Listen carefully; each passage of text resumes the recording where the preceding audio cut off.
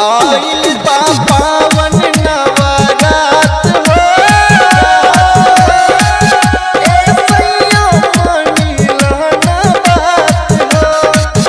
बेल चमेली अरहुल फूल हो आरुले यादा बेल पात हो एगो सेनुर के पुड़िया तो माटी के दिया ले लीहा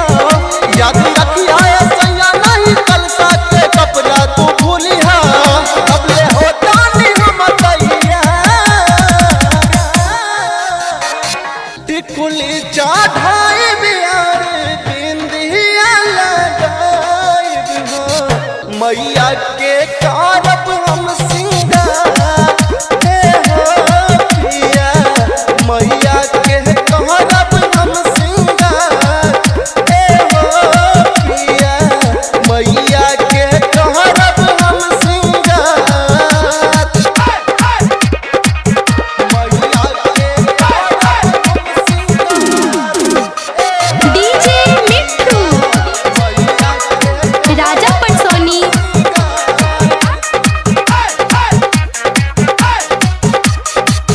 चुनरी ले ली हमन पसंद हो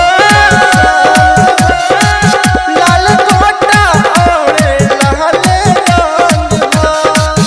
बात माना किया जाए शर्मा भक्ति में हो जाना मगन हो देखा जातार प्रकाश सुशीला मेहरी के साथे